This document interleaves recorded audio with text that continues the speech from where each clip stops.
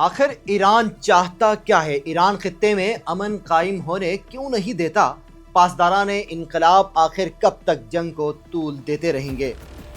दोस्तों, अगर रोज रात टीवी स्क्रीन ऑन करे और senior anchor person Kamran Shahid को अपने खास मेहमान सीनियर तज्जियाकार जावेद चौधरी के हमरा मखसूस तीखे और जज्बाती अंदाज में सुने, या फिर जावेद चौधरी का कोई ताज़ा कालम पढ़े जिसमें वो दुनिया भर के फ़लसफ़े जाड़ रहे हों, तो आपको ऐसा लगेगा कि मशरिक़ वस्ता का सारा अमन सिर्फ़ और सिर्फ ईरान की वजह से दांव पर लगा हुआ है।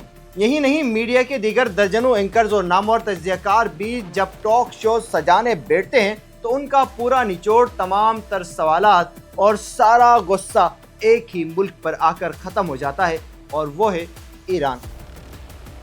हमारे टीवी स्टूडियोज़ में बैठकर हर रोज़ ये तासुर दिया जाता है कि गोया पूरी दुनिया और बाकी तमाम ममालिक बिल्कुल मासूम है और खित्ते की सारी खराबी का जिम्मेदार अकेला ईरान है। लेकिन दोस्तों, क्या कभी आपने सोचा है कि मीडिया के इस एकतरफा बयानिए में सवाल किससे किया जा रहा है और असल सवाल किससे होना चाहिए था? क्या जावेद चौधरी और कामरान शाहिद जैसे सीनियर सहाफ़ी वाकई तस्वीर का पूरा रुख दिखा रहे हैं, या सिर्फ वो दिखा रहे हैं जो एक खास एजेंडे को सूट करता है? आज हम डीप एंगल में इस एकतरफा प्रोपेगेंडे का पोस्टमार्टम करेंगे और तस्वीर का वो दूसरा रुख देखेंगे जिसे हमारे मेन स्ट्रीम मीडिया में जानबूझकर धुंधला दिया जाता है। हमारे साथ रहिए।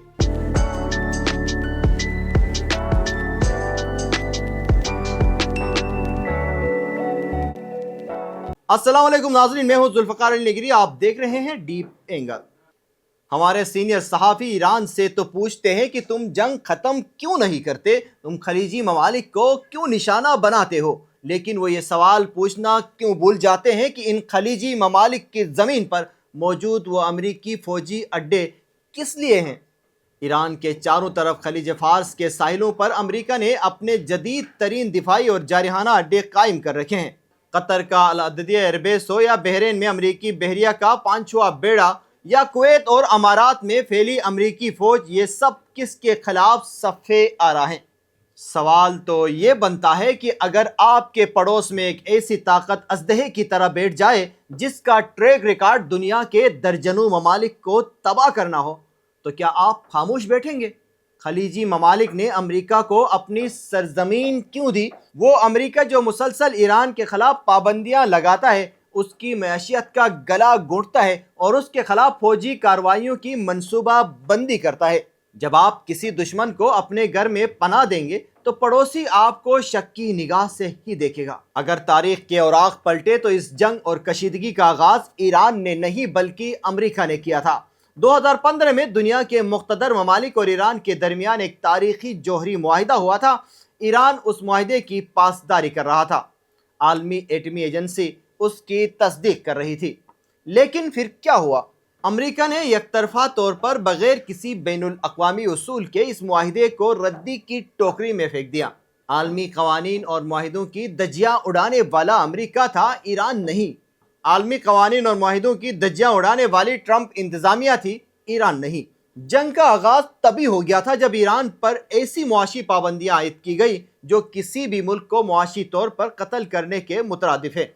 जब आप किसी मुल्क का तेल बेचने पर पाबंदी लगा दें, उसके बैंकिंग निज़ाम को मफलूज कर दें, तो वो मुल्क अपने दिफा के लिए तड़पेगा और लड़ेगा भी। पासदारान इनकलाब या ईरान की क़यादत अगर आज मुज़ाहिमत कर रही है तो वो किसी शौक में नहीं बल्कि बका की जंग लड़ रही है। हमारे एंकर्स का दोहरा मय्यार देखिए। जब अमेरिका या उसके इत्तेहादी किसी मुस्लिम मुल्क पर हमला करते हैं तो उसे दिफाई कार्रवाई या जमहूरियत का फ़रोग़ कहा जाता है, लेकिन जब ईरान अपने दिफा में या अपने इत्तेहादियों की मदद के लिए कोई कदम उठाता है तो उसे जारहियत का नाम दे दिया जाता है। मशरिक़ वस्ता का बहरान तब तक हल नहीं हो सकता जब तक हम असल जड़ पर बात नहीं करेंगे, और असल जड़ है ट्रंप इंतजामिया की इस खित्ते में बेजा मुदाखलत और खलीजी ममालिक की तरफ से वाशिंगटन को फराहम करदा अंधी हिमायत। दोस्तों, तज्जिया हमेशा गैर जानिबदार होना चाहिए। ईरान अपनी बका की जंग लड़ रहा है, उसकी अपनी जियोपॉलिटिकल मजबूरियां और मफादात हो सकते हैं, लेकिन यह कहना मशरिक़ वस्ता की तमाम खराबियों की जड़ सिर्फ ईरान है, हकीकत से आंखें चुराने के मुतरादिफ है।